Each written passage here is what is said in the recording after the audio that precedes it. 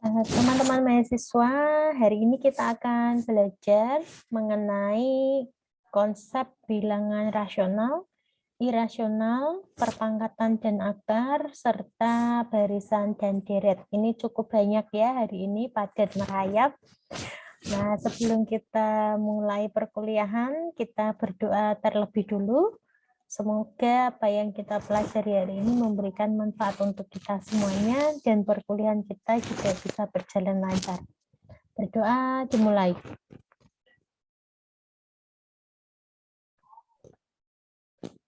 Cukup? Nah, teman-teman mahasiswa sehat, G? Ini sudah setengah hari menjalankan ibadah puasa. Ibu harapkan teman-teman masih kuat ya. Bukan karena nantinya kuliah konsep matematika ini malah batal puasanya, enggak ya. Jadi kalau tidur aja ibadah, apalagi kalau kuliah, nah ibadahnya tambah berlipat ganda, gitu ya, amin. Nah, seperti yang sudah kita rencanakan sebelumnya, kita akan mempelajari mulai nanti ada bilangan rasional dan irasional terlebih dulu. Teman-teman bisa sambil buka buku ya, yang sudah punya buku. Nah, kita akan mulai dengan bilangan rasional.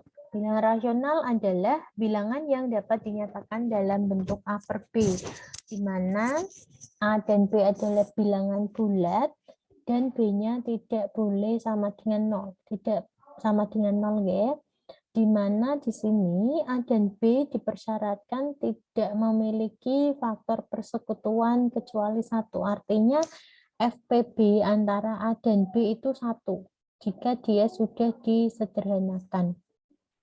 Jadi bentuknya nanti dalam bentuk pecahan yang paling sederhana gitu.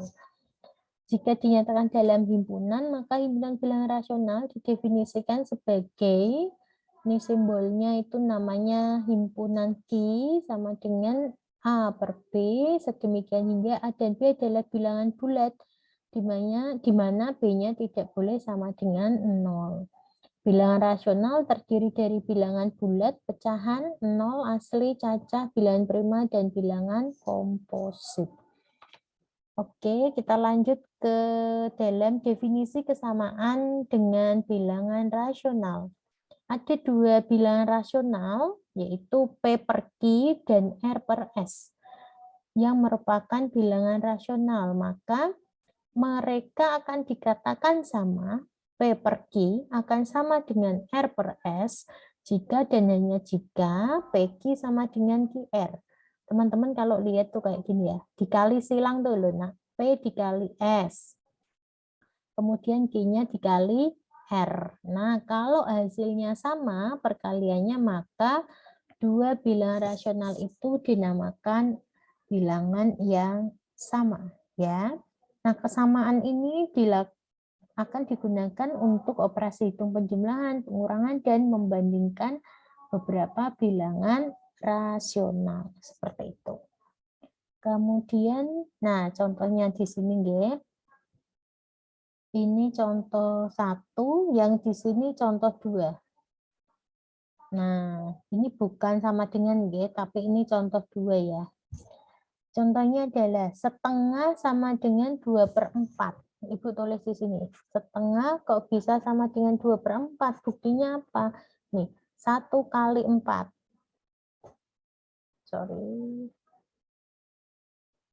Nih, 1 kali 4 akan sama dengan nih, 2 kali 2. Oh, ternyata sama. Berarti setengah sama dengan 2/4. Kita coba ya.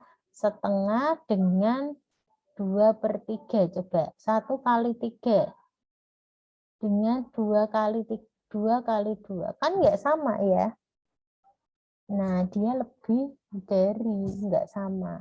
Nah, ini dua bilangan rasional yang dikatakan tidak sama. Dia bisa lebih dari atau kurang dari. Nah, bilangan rasional yang paling sederhana, ini contohnya kan ada setengah, sama dengan 2/4, sama dengan 3/6.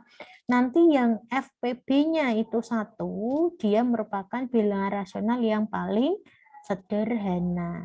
Ini kan ada ya, Misalnya sederhanakan 3/6.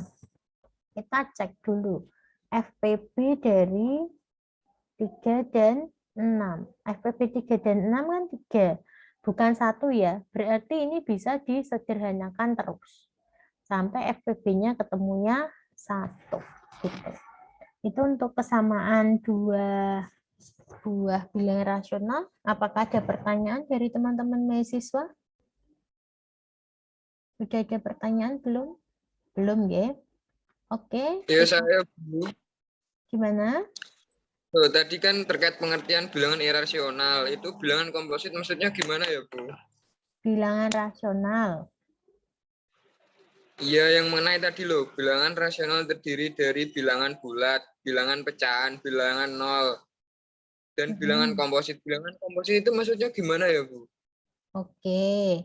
Jadi kan kalau kita mempelajari bilangan, itu kan ada bilangan real, ya. Oke. Jadi lebih besarnya itu adalah bilangan real. Saya stop share screen dulu. Bentar, saya jelaskan di sini. Jadi bilangan itu kan secara garis besar itu ada bilangan real dan bilangan imajiner. Kalau real itu kan bilangan yang nyata, imajiner bilangan yang tidak nyata. Kalau mau share screen itu gimana? Kalau mau digambar di diagram Venn, nah ini ya, ini real, di sini imajiner. Ya. Kemudian di dalam himpunan bilangan real itu nanti masuk lagi. Ada yang namanya bilangan rasional dan irasional. Nah, di sini ada rasional dan irasional. Lah rasional itu nanti masuk lagi ada bilangan cacah, asli, bulat, serta ada bilangan komposit, ya. Bilangan komposit itu apa? Bilangan komposit adalah bilangan asli yang lebih dari 1 yang bukan merupakan bilangan prima. Ya. Nah, contohnya kalau Ibu ulangi, bilangan komposit adalah bilangan asli lebih dari 1 yang bukan merupakan prima. Bilangan komposit dinyatakan dengan bilangan bulat, ya. Contohnya 10 bilangan komposit pertama. Berarti bilangan asli lebih dari 1 bukan prima. 2 prima bukan. Prima ya. 2 prima, 3 prima. Berarti yang bukan. Kompositnya mulainya berarti 3. Loh, 3 prima enggak? Prima, Bu. Prima ya. Berarti saya ingat kok malah. Berarti kompositnya mulainya berapa? 4. 4. 5 prima enggak? Prima ya. Iya. 6 berarti. Terus 8. 10, 12, 13, 14, 15 enggak, 16, 17. 17 prima. Yang tidak prima. 14, 15. Oh iya, 9, sorry. 9 ada ya. Dan seterusnya ya. Jadi tadi bilangan komposit adalah bilangan asli lebih dari 1 yang tidak prima. Ini tulisannya berat relak banget. Penku ini habis baterainya. Sorry ya nak ya. Nanti kalian mungkin bisa sambil nyatet biar nggak bingung apa yang saya katakan. Oke. Cukup, boleh Ibu lanjutkan?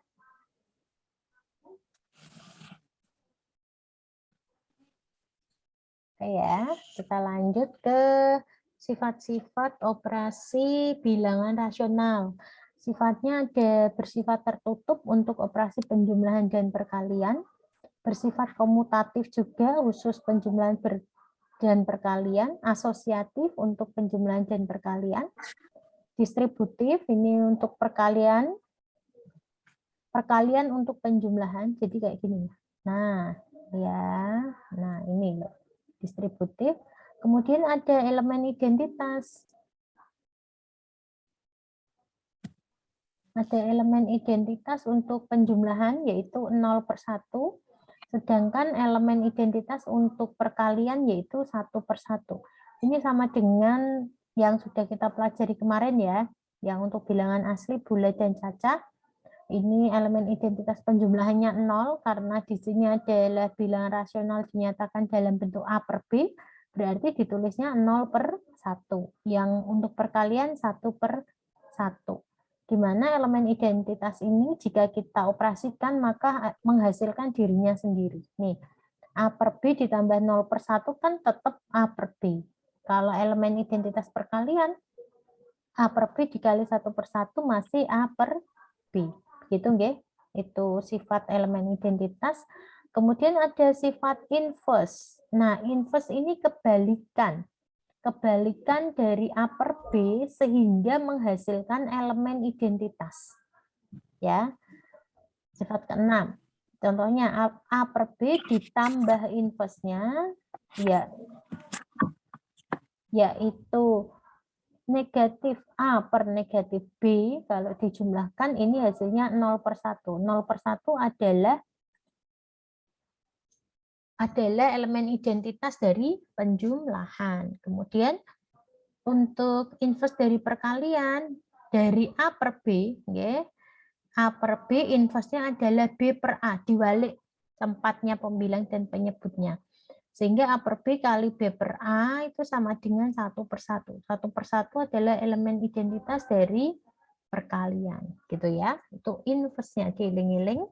Kemudian perkalian dengan bilangan 0. Semua bilangan rasional jika dikalikan dengan 0 maka hasilnya adalah 0 ya. Oke, itu bilangan rasional. Ada yang mau ditanyakan? Silahkan jika mau bertanya.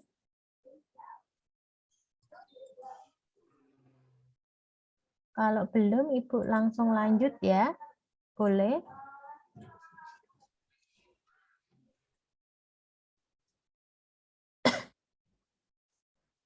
Ibu lanjut ke bilangan irasional. Nah, karena bilangan irasional ini adalah bilangan kebalikan dari bilangan rasional, maka bilangan rasional ini tidak dapat dinyatakan dalam bentuk A per B, di mana A dan B adalah bilangan bulat.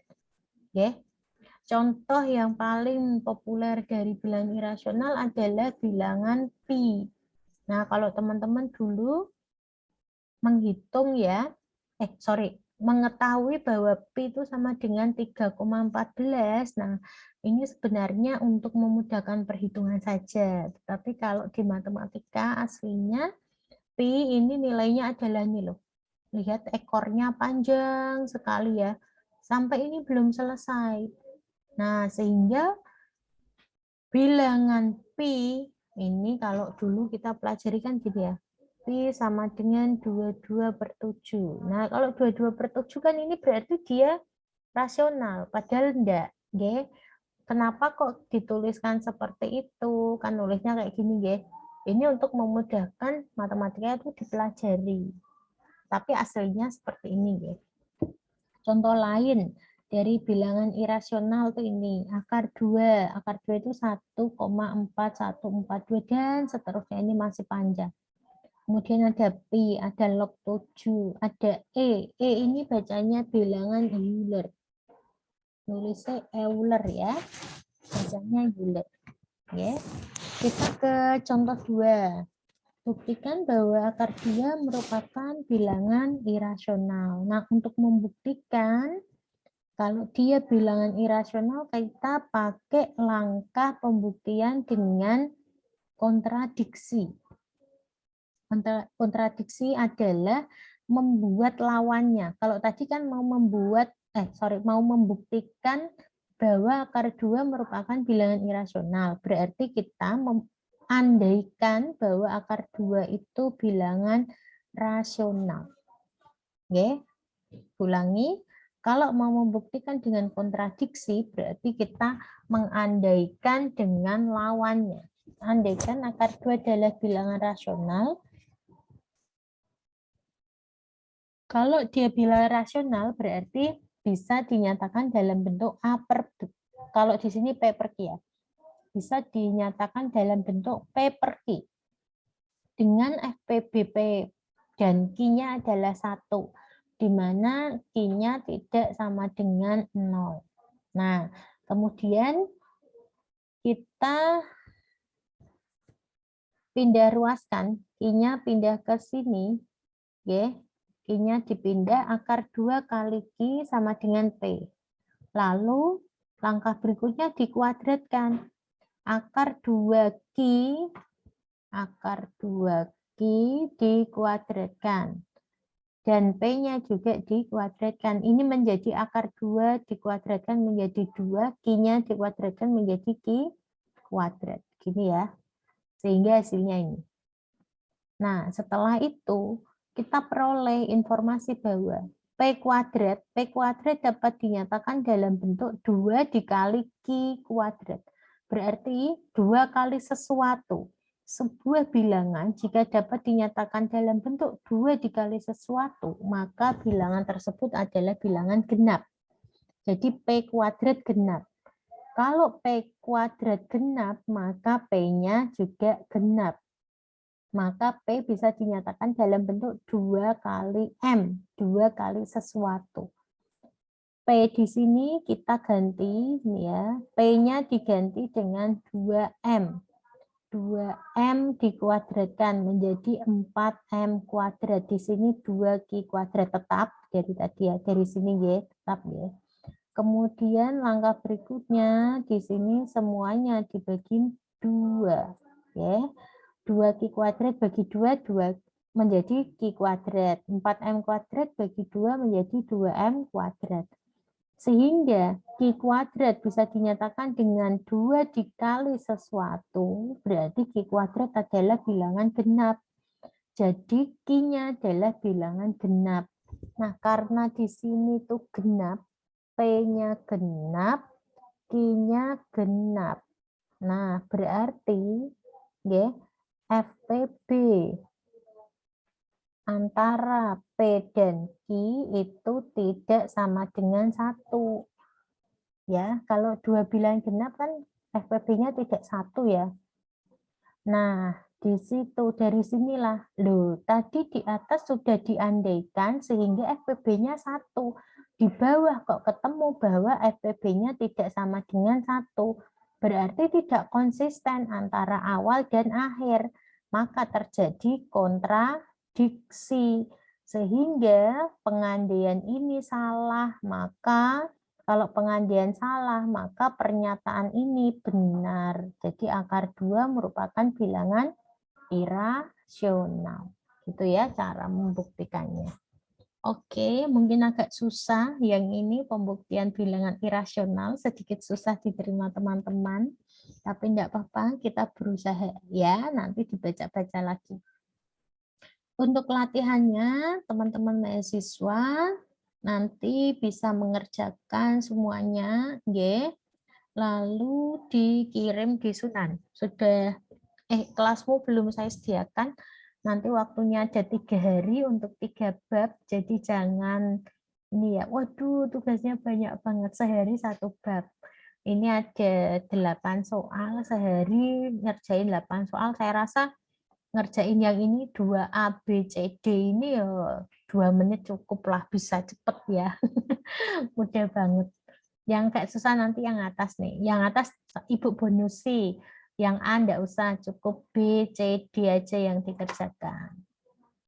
Dan ada bonus lagi bagi mahasiswa yang ini mau bertanya di Sunan, saya kok di Sunan, di WhatsApp grup saya persilahkan ya. Misal Mbak Nurma mau tanya, Ibu, saya sudah mencoba menjawab yang ini, tapi saya mengalami kendala. Nanti tidak harus Bu Ratri yang jawab. Boleh Mbak Dinar misalkan yang menanggapi pertanyaannya Mbak Nurma. Itu boleh. Ya. Oke, jadi tergantung aktivitas teman-teman mahasiswa nanti. Oke, Bu lanjut ya. Di bab 6, akar pangkat suatu bilangan.